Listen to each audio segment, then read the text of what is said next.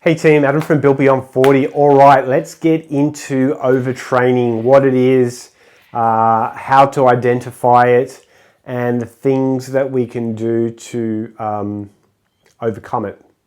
So overtraining basically just means that your nervous system is shot. You are not able to make any more adaptations to your workouts. So you're basically, your body is not adapted, because you got to remember that strength and muscle is an adaptation to stress, right? So what's actually happening here is, rather than your body making those adaptations, all it's doing is stockpiling fatigue. Now, when that happens, that's essentially what it means to hit the wall. Okay, so what does it look like from a data perspective? It means none of your lifts have been progressing in the gym for some time, so you can't add any iron to the bar. You can't add any more reps to the weights that you're using. That's one. Two, you just have you're basically having to drag yourself into the gym for your workouts. Okay, so workouts take a real big hit. Okay, you don't even want, the thought of going to the gym almost physically makes you sick. All right, you're tired all the time, you're dragging your feet. You basically just don't seem to have enough energy to get you through the day. So if that sounds like you right now, I'm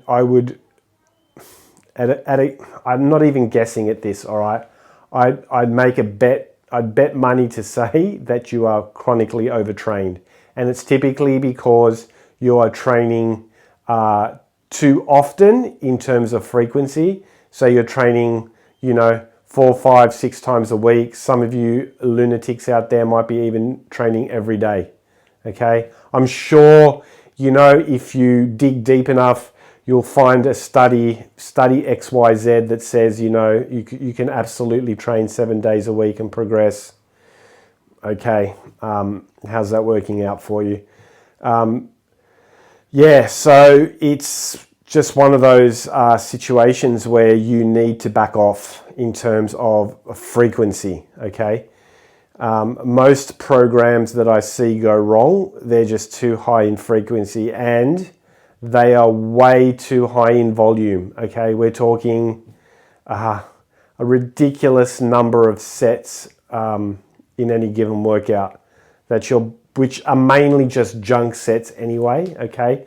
They're not productive sets. You got to remember that every set that you do in the gym, you have to recover from, okay? Every set requires its equivalent in recovery, okay? So why would you go and do 15, 20 sets of pressing movements, benches, overhead presses, or even worse, you may be actually grouping these things together in like body parts, like professional bodybuilders do.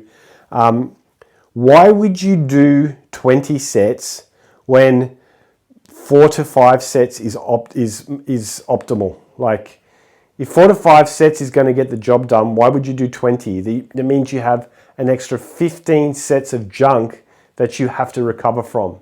Okay, so not good. So frequency, training too often, and volume, doing too much in any given workout. They're the two main culprits when it comes to overtraining, particularly as you get older, right? So you guys, we're 40 years of age and older, we can't get away with the same foolish training errors that we did in our 20s and 30s, right? The body's just not recovering as well. Okay, a note about recovery. Research and let's say my own observations in the gym over a period of 30 years, I've come to see that, recovery is, it seems to be pretty genetic, okay? It seems to be that some people recover really well and tolerate exercise really well, and then other people, it doesn't matter what they do, or they just can't recover, What I might be able to recover from, it might cripple somebody else. What somebody else might be able to recover from might cripple me. Okay, so recovery, it's a sliding scale. You've got people on one end who can recover very easily from workouts. they're usually your genetically gifted easy gainers. And then you've got on the very other end of the spectrum, people that, you know, find recovery very difficult, and they're your typical hard gainers. And then everybody fits in between there somewhere. But recovery is an absolute essential component of progress. If you don't recover, you don't progress. It's that simple.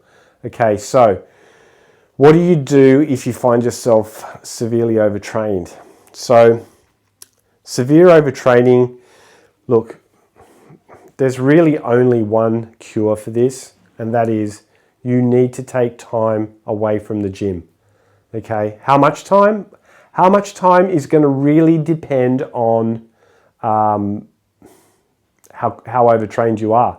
In some instances, most overtraining can be cleared within a week of, you know, no gym sessions. You might want to do just some easy stuff like, you know, getting your steps up, going for walks around the neighborhood. I wouldn't even recommend running or do anything like that, okay? Your nervous system just needs to reboot. That's the first thing.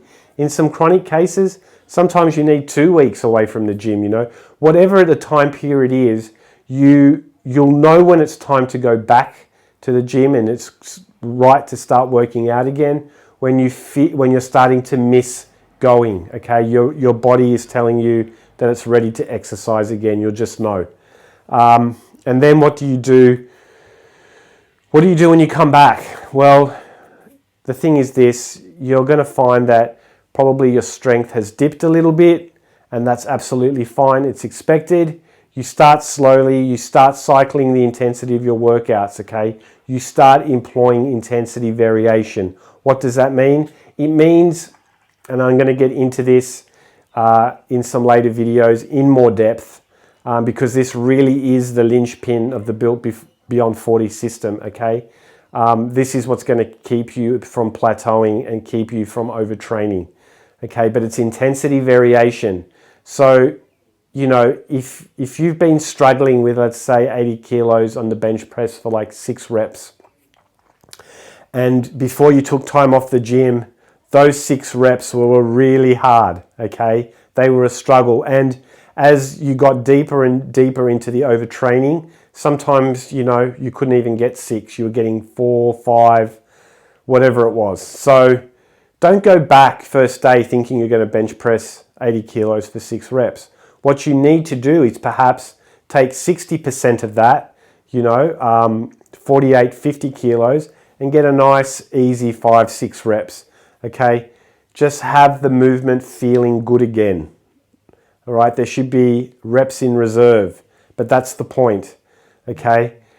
We want to get to a point where when we get back, okay, when we cycle back to that 80 kilos for 6 reps, those 6 reps are going to feel easy, and there's going to be room for improvement as well, okay? So chronic overtraining also leads to dipped testosterone levels. And for us guys, right, you know that our test levels are decreasing after about the age of, research says 35. You're losing 1% after 35.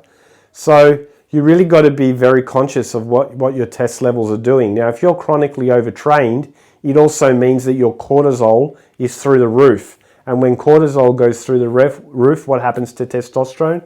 Testosterone takes a dive, and then look, any type of progress in strength or muscle is going to be pretty much impossible.